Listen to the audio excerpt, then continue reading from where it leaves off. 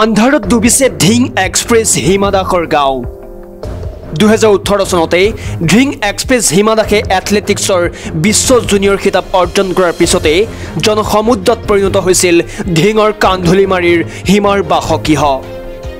অসমৰ মাননীয় মুখ্যমন্ত্ৰীকে ধৰি প্ৰায় সংখ্যক মন্ত্ৰী বিধায়ক তথা প্ৰশাসনিক বিষয়াৰ আগমন ঘটিছিল অনুন্নত কান্ধুলিমাৰী গাঁৱত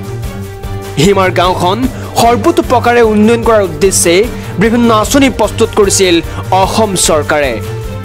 ইয়াৰ এক আঁচনি আছিল ধিং এক্সপ্ৰেছ হিমা দাসৰ গাঁওখন সৌৰশক্তি চালিত ষ্ট্ৰীট লাইটৰ আলোকেৰে উজ্বলাই তোলোৱা সেই উদ্দেশ্যে 2018 চনতে 14 ফাইনেন্সৰ ধনেৰে বটদবা উন্নয়ন খণ্ডই পথৰ দুয়োকাষে বিজুলী বাতিৰ খুঁটা স্থাপন কৰি উজ্বলাই তোলে ধিং এক্সপ্ৰেছ হিমা দাসৰ গাঁওখন কিন্তু কেইমাহমানৰ পিছতে সেই বিজুলী বাতিসমূহ অচল হৈ সম্পূৰ্ণ অন্ধকাৰ হৈ পৰে কি কাৰিকৰী বিজুতিত এই বিজুলী বাতিসমূহ বন্ধ হৈ পৰিল তাক লৈ গাঁওবাসীয়ে বিভাগীয় কৰ্তৃপক্ষক বাৰম্বাৰ অভিযোগ দিয়াৰ পিছতো কোনো ধৰণৰ সঁহাৰি নোপোৱা বুলিও আক্ষেপ কৰে স্বয়ং হিমা দাসৰ পিতৃয়ে 2018 চনত যেতিয়া হিমাই ৱৰ্ল্ড চেম্পিয়ন হৈছিলে তেতিয়া বিভাগীয় হিচাপে বহু বিষয়ববীয়াই আহি আমাৰ গাঁৱত উপস্থিত হৈছিলে আৰু তেখেতসকলে আহি বিশেষকৈ গাঁৱৰ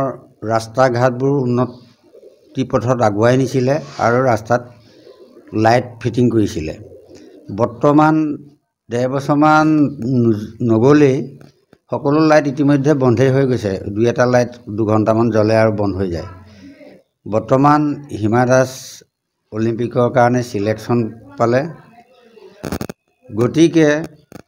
পুনৰবাৰ যদি সেই লাইটবোৰ জিলিকাই তোলায় তেন্তে গাঁওখন তথা অঞ্চলটোৱে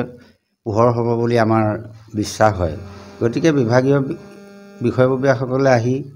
সেইখিনি কাম কৰি দিলে আমি নথৈ সুখী হ'ম বৰ্তমানলৈকে কোনো এজনে এই লাইটবোৰ বন্ধেই হৈ আছে নে কিয়ে হৈ আছে কোনো এজনেই খবৰ লোৱা নাই আৰু আমিও তেওঁলোকৰ লগত যোগাযোগ কৰা নাই কাৰণ মাজতে আমি কেইবাবাৰো তেওঁলোকলৈ ফোন কৰিছিলোঁ কৰাত তেওঁলোকে যাম বুলি কৈ কিন্তু নাহিলে